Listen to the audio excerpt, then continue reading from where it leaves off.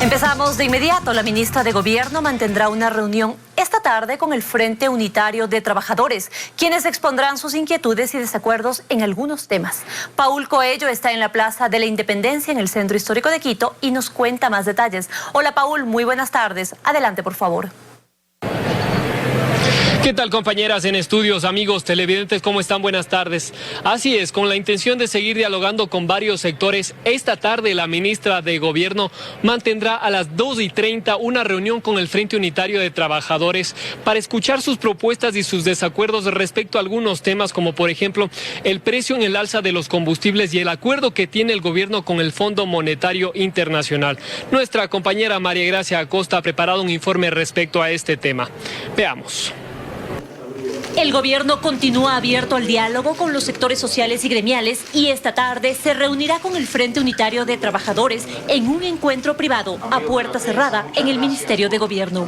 Según José Villavicencio, insistirán en sus pedidos. Nosotros hemos entregado a través de varios escritos nuestros planteamientos, nuestras demandas, nuestras exigencias y nuestras propuestas que evidentemente, de darse la reunión, vamos a ratificarlas. Dejar sentado la preocupación sobre el tema de los combustibles. Nosotros consideramos de que se debe congelar el precio de los combustibles y derogar ese decreto. Segundo, está el tema de la seguridad social, que tenemos una gran preocupación que en el presupuesto general del Estado no consta el pago del 40%. Mientras tanto, el sector indígena amenaza con otro octubre. Y determinemos la fecha, finalmente, ¿para cuándo vamos a ponernos de pie? Se refieren a protestas como la de octubre del 2021, cuando por más de 10 días destrozaron el Centro Histórico de Quito, y otras acciones violentas que recuerda el analista Jorge Ortiz. Quienes ejercieron una violencia absolutamente desatada, desaforada, aunque mucha gente se esté olvidando, fueron los indígenas y los correístas, porque ellos asolaron Quito, asolaron Ambato, se tomaron por la fuerza el Palacio Legislativo, incluso utilizando armas peligrosas, armas de alto calibre, e incluso asaltaron e incendiaron la Contraloría. Exceso de represión, más bien dicho, fue exceso de violencia. Según el director de Cuatro Pelagatos, José Hernández, intentan una vez más imponer su agenda a través de la violencia y la destrucción. Y me parece que ahí hay una distorsión con el tema democrático, porque lo que estamos viendo son grupos y movimientos sociales que son legítimos, que son respetables, pero que no han sido en absoluto encargados por parte del electorado nacional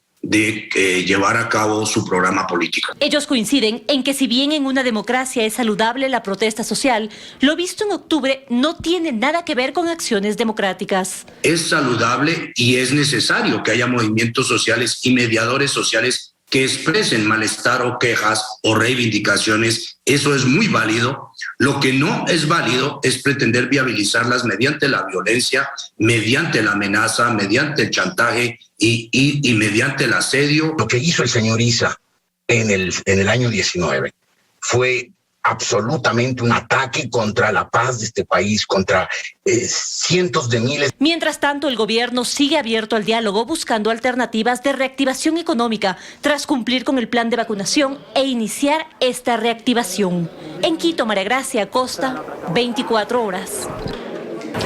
Así es, de lo que conocemos, a esta reunión no asistirán porque no están convocados los representantes indígenas que sí estuvieron la tarde de ayer en la marcha que se desarrolló en la capital de los ecuatorianos y en donde el líder indígena Leonidas Issa amenazó con otro octubre si es que el gobierno no acoge sus peticiones. Con esta información regreso a estudios, ustedes con más noticias. Amigos televidentes, buenas tardes. También para ti, muy buenas tardes, Paul, muchísimas gracias. Y el Consejo de Administración Legislativa se reunirá en los próximos días para conocer también una denuncia en contra del legislador Egner Recalde por supuestamente realizar cobros indebidos a sus colaboradores. El caso también está en Fiscalía. La asambleísta Joana Moreira fue quien presentó la denuncia contra su compañero de bloque Egner Recalde tras conocer estos audios. Independientemente de si no se da, hay que comenzar a cobrar. Vean, algo así, ¿cuánto le aporta la Rocío? $1,000. Esto es parte de la prueba que presentó ante Fiscalía y también ante el Consejo de la Administración Legislativa para que se dé paso a la investigación dentro de la Asamblea. En los audios se escuchan nombres de los colaboradores de Recalde. Se escuchan el nombre de Guayaquil, que sería el asesor número 1, se escucha el nombre de Javier, que también sería parte del despacho. Asesor 2, se escucha también el nombre de Alexandra, que sería asistente administrativa, y se escucha el nombre de Carmita, que sería la tesorera. Recalde, por su lado, niega que se hayan realizado cobros. Lo cual les manifiesto de que en ningún momento he ordenado, he dispuesto, he solicitado dinero. Es totalmente falso. El CAL se reunirá en los próximos días para analizar el caso y decidir su calificación. Mientras tanto, el Comité de Ética sigue en el proceso de investigación de Bella Jiménez, pero el proceso no avanza.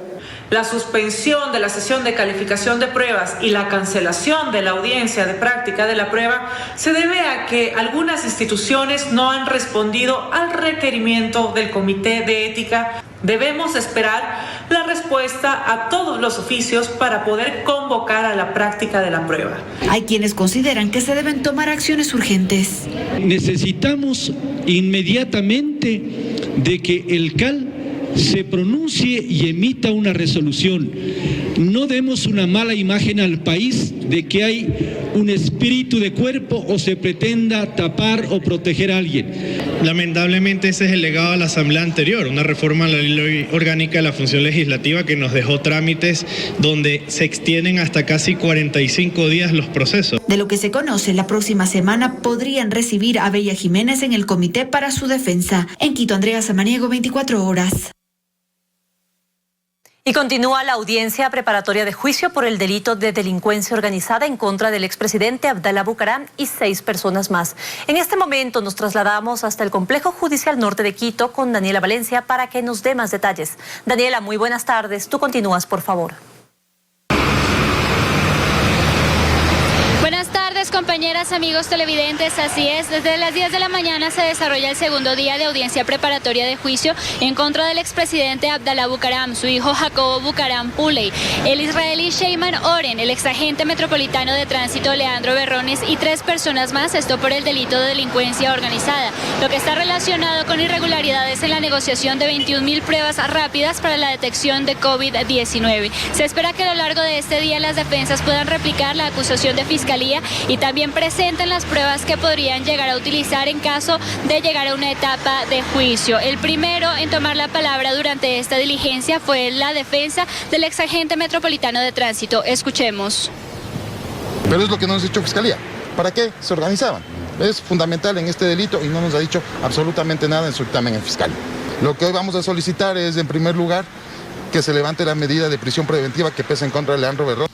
Durante esta diligencia, Fiscalía presentó 40 elementos de convicción para probar el cometimiento del delito y que se habría configurado una estructura criminal con irregularidades entre marzo y junio de 2020. Ellos habrían recibido beneficios económicos y usado tanto servidores públicos como recursos del Estado para poder beneficiarse. Entre ellos, 2 agentes metropolitanos de tránsito que, según Fiscalía, le dieron seguridad a los extranjeros Shahida Han y Sheyman Oren. Shahida Han falleció el 8 de agosto de 2020 en la penitenciaría del Litoral. Fiscalía ahora acusa a todo este grupo como autores del delito y solicita al juez que se dicte auto de llamamiento a juicio. Esto es lo que les podemos compartir al momento. Regresamos con ustedes a estudios que tienen más noticias. Una excelente tarde.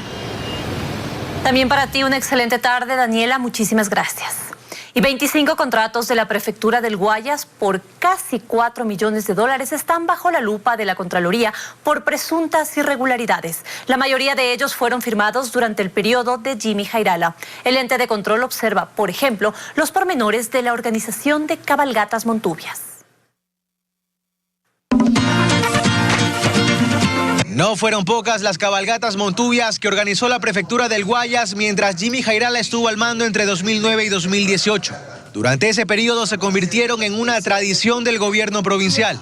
El compromiso del pueblo montuvio de la provincia del Guayas. Una de ellas, la organizada en 2014, llama particularmente la atención de la Contraloría General del Estado, pues para la organización y ejecución de la llamada tercera cabalgata de integración guayasense, postularon 3 firmas: Laika Pork Producciones, Rihanna S.A. y Quisersa S.A.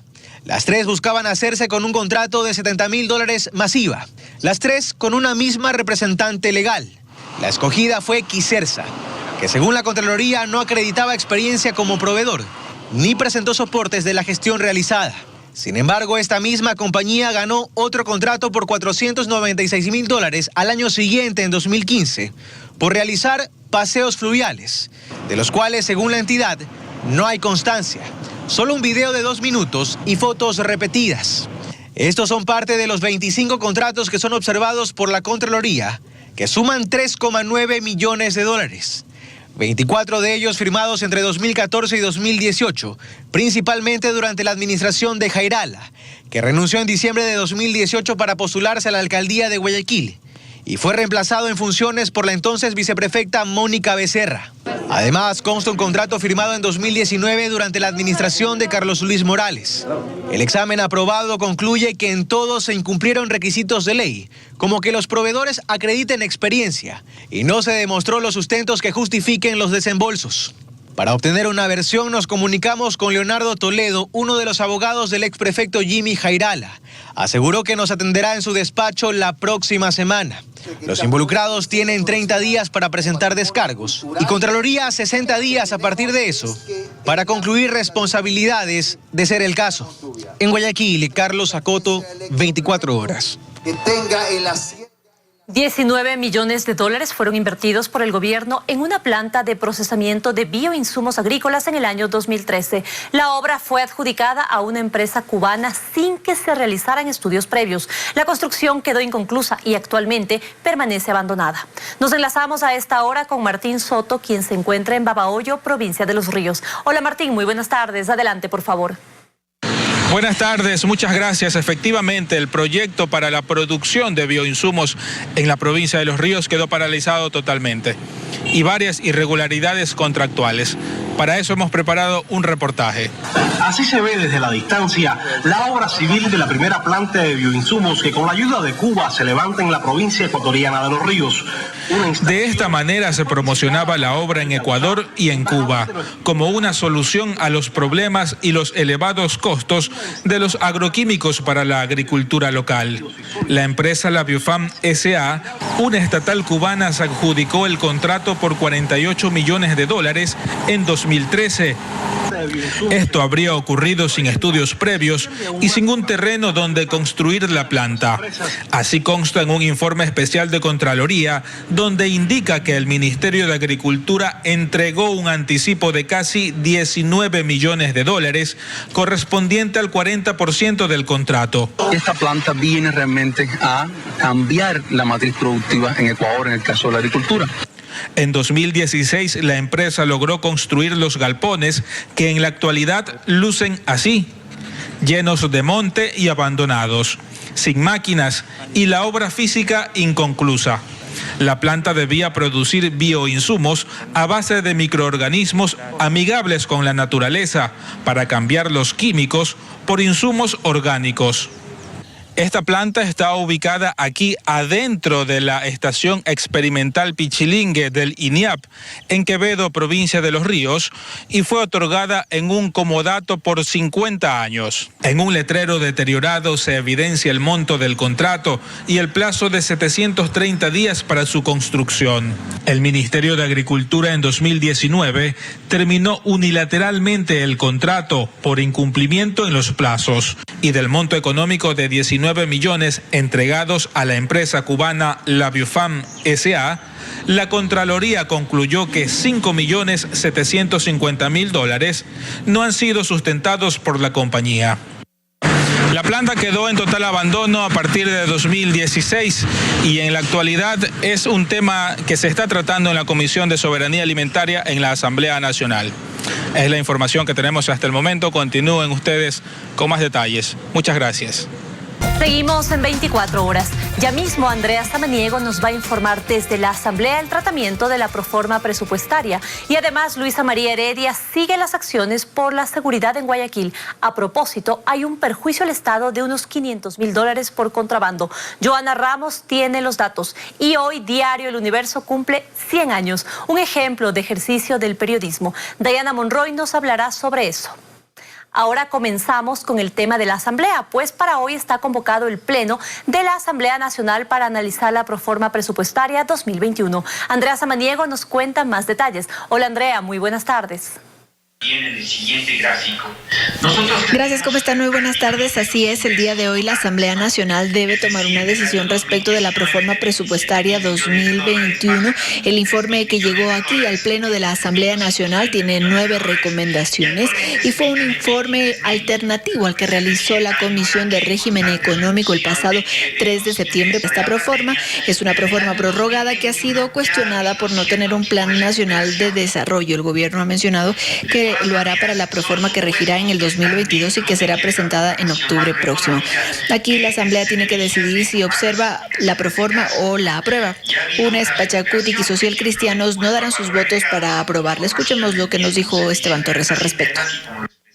Hay inconsistencias en la proforma, creo que ha sido una de las razones por las que le han sacado tarjeta amarilla al actual ministro y por eso nuestra posición en coherencia será un voto de abstención. Y bien, más temprano la Asamblea Nacional debía elegir y posesionar a los miembros tanto de la Junta de Política Monetaria como de la Junta de Política Financiera aquí en el Legislativo. Sin embargo, hubo un problema de interpretación de la ley, lo que hizo que se suspendan estos puntos hasta llegar a un acuerdo con los jefes de los bloques legislativos. Este tema debe resolverse el día de hoy, pues la Asamblea Nacional debe pronunciarse el día de mañana respecto a los nombres de estas dos juntas. Esta es la información a esta hora. Ustedes tienen más noticias. Muy buenas tardes. Muy buenas tardes, Andrea. Muchísimas gracias. Y en otros temas, el gobierno de Estados Unidos emitió una alerta por el aumento de violencia que se evidencia en Guayaquil. Aconseja a sus ciudadanos evitar pasar por el sur de la ciudad, específicamente por la avenida Portete. Esta alerta preocupa al sector comercial y turístico. Nos enlazamos con Luisa María Heredia para que nos dé los detalles desde la avenida Portete de Tarqui. Luisa María, ¿cómo estás? Adelante, por favor. Hola María Gracia, amigos televidentes, muy buenas tardes. Y es que sí, la ola de criminalidad en Guayaquil no cesa, ni con policías ni con militares en las calles. Las muertes violentas siguen sumándose cada día más y esto ya está haciendo que la imagen de esta ciudad, que es el puerto principal y por tanto del Ecuador ante los ojos del mundo, se empiece a desdibujar. Veamos el siguiente reportaje. La fama de Guayaquil como una ciudad insegura crece a nivel internacional. El gobierno de Estados Unidos, por medio de su embajada y consulado en Ecuador, recientemente emitió una alerta de seguridad para los diplomáticos y sus familias que se encuentran en el puerto principal, debido al aumento de violencia que se evidencia especialmente en el sector de la avenida Portete de Tarqui, al sur de la ciudad. Los grupos criminales transnacionales y las pandillas locales que operan en Guayaquil han llevado a cabo recientemente una serie de delitos violentos al sur, en la avenida Portete de Tarqui, que incluyen varios asesinatos y asesinatos selectivos, robos a mano armada y asaltos. Alerta el comunicado e informa que el personal de la embajada y el consulado ya ha recibido instrucciones de evitar pasar por todas las áreas de la avenida Portete hasta nuevo aviso. La avenida Portete de Tarqui, que tiene algo más de 5 kilómetros de extensión, además de ser una arteria importante para el tránsito vehicular que incluso lleva la vía a la costa, es zona comercial. Hay toda clase de negocios, desde cadenas internacionales hasta panaderías y restaurantes. La gente está en zozobra, todo el mundo se queja. Los choferes, los taxistas, el comerciante, los locales cierran. Aquí nadie vive tranquilo ahorita. No sé de qué depende la inseguridad del país. En el distrito Portete, de enero a septiembre de 2021, las muertes violentas se incrementaron en un 96%. De acuerdo con cifras difundidas por la Policía Nacional, van 47 casos ya, de los 442 que se registran hasta la fecha, en la zona 8 que comprende a Guayaquil, San Borondón y Durán. La mayoría bajo la modalidad de sicariato y por la disputa de territorio para el microtráfico. Esta semana incluso la Casa Blanca difundió también un memorándum en el que se menciona Ecuador como parte de la lista de 20 países donde hay más tránsito de drogas. Estamos muy preocupados porque sí afecta, ¿no? Estados Unidos les dice a sus ciudadanos no viajen a Ecuador, nadie va a viajar. Y es que la principal afectación de todo esto se refleja principalmente en el turismo. Ocurrió con las provincias de Sucumbíos y Esmeraldas, estuvieron en una lista de lugares no recomendables para visitar durante más de 10 años, por los secuestros a extranjeros que en su momento se reportaron. El principal país emisor de turistas para Ecuador es Estados Unidos y es un referente a nivel mundial. Si Estados Unidos nos pone en esas alertas, es muy seguro que muchos turistas de otros países no vengan a Ecuador. Por ahora, lo más afectado es la reactivación productiva. Nosotros a esta hora, a las 13:25 nos encontramos aquí, precisamente en la avenida Portete de Tarqui, y ustedes pueden observar, como describíamos en el reportaje, cuál es el movimiento. Un tránsito bastante pesado, importante, una arteria principal, y también en el plano comercial, con la presencia de todo tipo pues de locales, desde restaurantes, y aquí ya nos han dicho también que el tema de la inseguridad les está afectando. Hace poco el gobierno canadiense en su página de viajes y turismo también emitió una alerta para que sus ciudadanos conozcan el riesgo a la seguridad personal que corren al visitar ciertas partes de Ecuador, como esta zona de la ciudad de Guayaquil. Y recordemos que la intervención integral anunciada por las autoridades como la estrategia para frenar la ola de criminalidad ya el día de mañana cumple 2 semanas. Sin embargo, los resultados aún no se sienten, y esa percepción de inseguridad a nivel local, a nivel nacional y ahora también a nivel internacional no ha cambiado. Es lo que les puedo informar desde acá. María Gracia, tú continúas en estudios, tienes más noticias. Buenas tardes. Muy buenas tardes, Luisa María, y muchísimas gracias por la información. Y en Colombia, más de 350 policías y militares fueron desplegados en Bogotá para reforzar la seguridad. El objetivo de este despliegue es hacer patrullajes y acompañar puntos de control específicos en los sitios más críticos. Cerca de 360 soldados de la Policía Militar fueron desplegados en Bogotá, capital de Colombia, para reforzar la seguridad de una ciudad que tiene disparadas sus cifras de robos y homicidios en los últimos meses. Según lo comentó el ministro de Defensa colombiano, Diego Molano, el objetivo de este pie de fuerza es hacer patrullajes y acompañar puntos de control específicos en los sitios más críticos. Llegaron a la ciudad de forma extraordinaria en un proceso temporal para hacer operativos especiales en localidades y por tipo de delito, especialmente para combatir el homicidio y el hurto. A diario en Bogotá, y gracias a las redes sociales, se han conocido casos en los que ladrones no solo apuñalan y amenazan con pistolas a sus víctimas, sino que también les disparan. También de bandas organizadas que llegan a robar a restaurantes a plena luz del día. Según cifras de la Secretaría de Seguridad, entre enero y agosto pasado se registraron 65.207 hurtos a personas, 12.116 más que en el mismo periodo del 2020. Ante estos números, la alcaldesa de Bogotá, Claudia López, había pedido al gobierno nacional el despliegue militar para hacer vigilancia disuasiva y desarme junto a la policía, aunque enfatizando que no se trata de una militarización de la ciudad. Estos uniformados se unen a los más de 1.500 policías que habían llegado a la ciudad hace un mes, con el fin de bajar los índices de criminalidad. Revisamos más noticias. Pese a que en el gobierno anterior se anunció su venta, a la fecha está vigente una disposición judicial que impide que los 3 helicópteros Drup que aún permanecen en custodia de la Fuerza Aérea sean vendidos. El próximo 27 de septiembre, Fiscalía formulará cargos por peculado contra 15 personas vinculadas en su adquisición. Entre 2009 y 2015 se accidentaron 4, quedaron 3, que fueron dejados en tierra al declararlos fuera de operación. El exministro de Defensa del gobierno anterior, Osvaldo Jarrín, aseguró que entre los objetivos de su administración estaba conseguir venderlos antes del cambio de mando. En mi administración queremos dejar solucionado este problema. Pero eso no ocurrió. Y es que amén de los problemas que entonces se presentaron para lograr su venta, por pedido de la Fiscalía, en abril pasado, el juez de la Corte Nacional de Justicia, Luis Antonio Rivera, ordenó la inmovilización de las aeronaves por 180 días, plazo que vence la primera semana de octubre. Hasta entonces, los DRUF no pueden ser vendidos. Esta decisión se tomó con el objetivo de que Fiscalía continúe practicando pericias, como parte de la investigación que se reabrió a finales de 2020. El juez Luis Antonio Rivera será también quien conozca el pedido de formulación de cargos contra 15 personas. El próximo lunes 27 de septiembre a las 8 de la mañana en la Corte Nacional de Justicia. Así lo dio a conocer la Fiscalía a través de su cuenta de Twitter. En la lista de a quienes se formulará cargos por presunto peculado, no consta el brigadier general Alonso Espinosa, excomandante del Comando de Operaciones Aéreas y de Defensa. Él, por disposición del excomandante de la FAE, Rodrigo Borges, quien sí consta en la lista de la Fiscalía, fue designado como responsable directo de la materialización del proyecto de adquisición de los DRUF. En un documento firmado por Espinosa el 30 de marzo de 2010, Admite asumir las tareas de supervisar el desarrollo del proyecto DRUF, pero no del contrato. Ramiro Román, abogado de la familia del asesinado general Jorge Gabela, quien se oponía a la compra, dice que Espinosa es una pieza clave en este rompecabezas, una pieza que por lo pronto se estaría dejando fuera. Y quiero dejarle a usted en esta oportunidad muy definida mi posición y mi definición. Mire, la Fiscalía cuando formula cargos en esta ocasión del peculado no está tomando en cuenta al general Espinosa. Carlos Poli siempre en los informes pretendía dejar fuera al general Espinosa.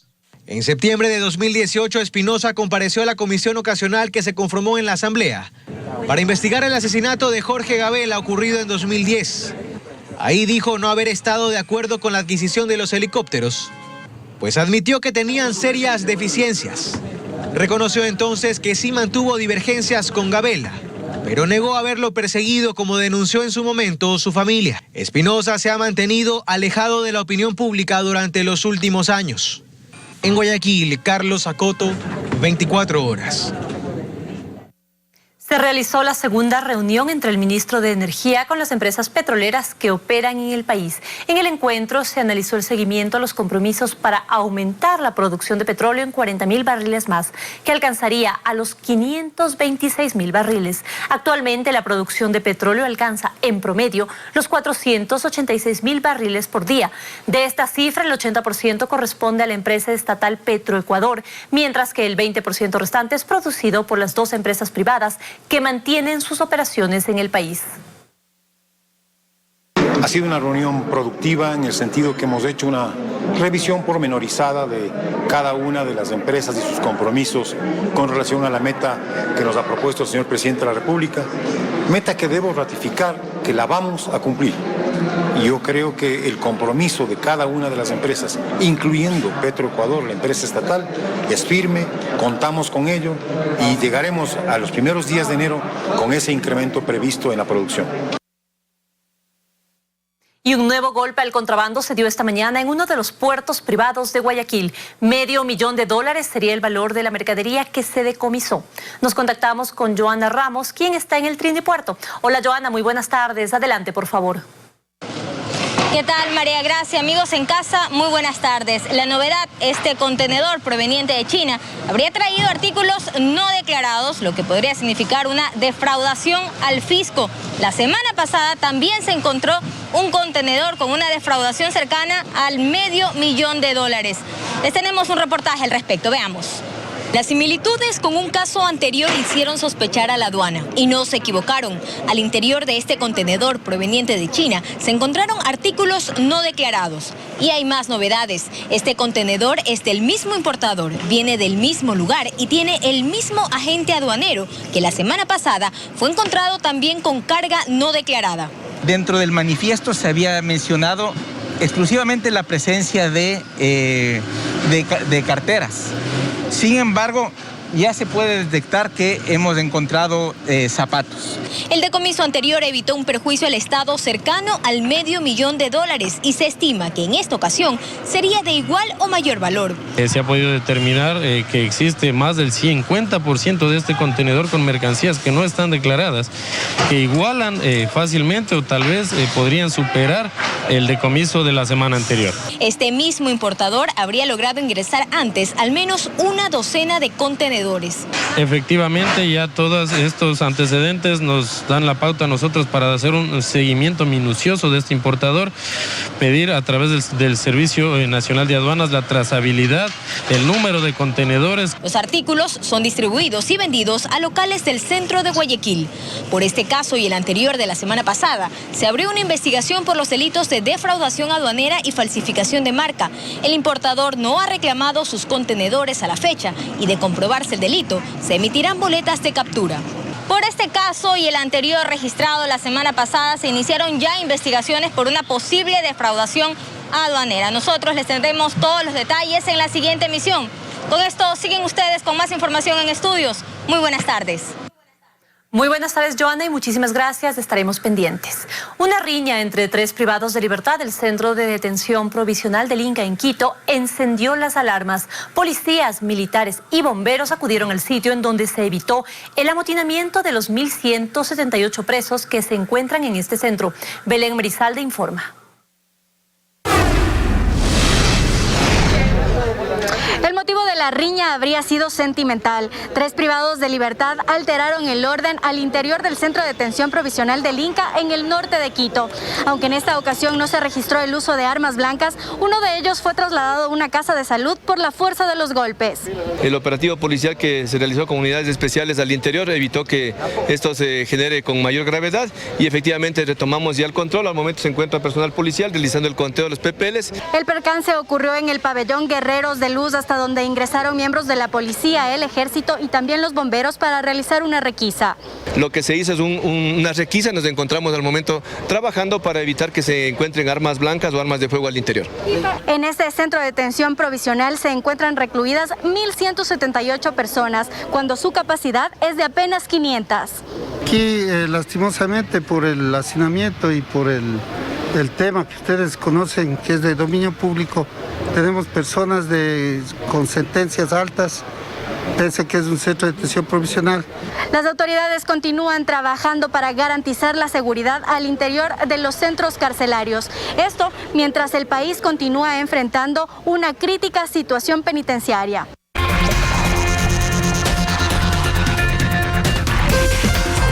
Estamos de regreso con más noticias. 100 años de historia guardadas en las impresiones de un diario. Hoy Diario El Universo cumple 100 años de creación. Para más información nos contactamos con Dayana Monroy, quien está en las instalaciones de este medio de comunicación. Dayana, adelante, muy buenas tardes. Hola, ¿qué tal, compañeras? Muy buenas tardes. Y es que no solo se trata del aniversario de un diario, sino que se trata de 100 años de retrato de la historia de nuestro país, de la memoria histórica de nuestro país. Eso es lo que significa Diario El Universo, fundada por Ismael Pérez Pazmiño aquel 16 de septiembre de 1921. Pero estos años también han sido años de reto. Este diario, durante su historia, incluso ha tenido que cerrar durante algunos días, ha tenido a sus directivos y también a sus periodistas encarcelados, y también un recuerdo del pasado reciente, aquel juicio de Diario El Universo que todos recordamos. Tenemos un reportaje sobre lo que significa estos 100 años de Diario El Universo. Es el primer diario que leyó y el primero que sigue leyendo en la misma esquina del centro de Guayaquil. El Universo era, digamos, la primera prensa del país en aquellos tiempos, pero después ha salido otras prensas más. Hoy, con una portada distinta, Diario El Universo sigue informando de los sucesos más importantes del país y del mundo. Pero también se toma tiempo para hablar de sus 100 años. Para Ismael Pérez Pazmiño, 100 años de un sueño. Para los ecuatorianos, 100 años de memoria histórica. Lo mejor que puede haber ahorita. El Diario Universo representa el guayaquileñismo, representa la patria. Posesiones de presidentes, destituciones de presidentes, guerras, desastres naturales, hazañas deportivas y por último una pandemia. Pero también el periódico que ha relatado las noticias del país se ha convertido en ellas. El 20 de julio del 2011 se condenó a 3 años de prisión al ex editor del diario y a sus directivos, Carlos César y Nicolás Pérez, quienes además debían pagar $40 millones por una columna publicada en El Universo. Pero antes también hubo otros enfrentamientos con el poder. En 1937 una caricatura motivó la detención de los directores y el cierre temporal del diario. Y en 1964 la Junta Militar apresó a un periodista y cerró el medio durante algunas horas. Para quienes trabajan y han trabajado en Diario El Universo, han sido 100 años de jornadas extensas, siendo testigos de la historia del país. Desde el 16 de mayo del 2020, El Universo llega a los hogares con una nueva imagen, un formato distinto, con un tamaño más dinámico, más pequeño, pero con igual información, decían sus directivos. Han sido 36.513 días imprimiendo lo que mañana ya será historia. Desde hace poco este diario camina con una impresión más pequeña, pero con mucha información, con mucha más información, dicen sus directivos, quienes aseguran estar comprometidos a que ya no hablemos únicamente de 100 años de Diario El Universo, sino de muchos años más, de seguir retratando la historia de nuestro país. Ustedes tienen mucha más información, nosotros nos quedamos aquí. Tengan muy buenas tardes.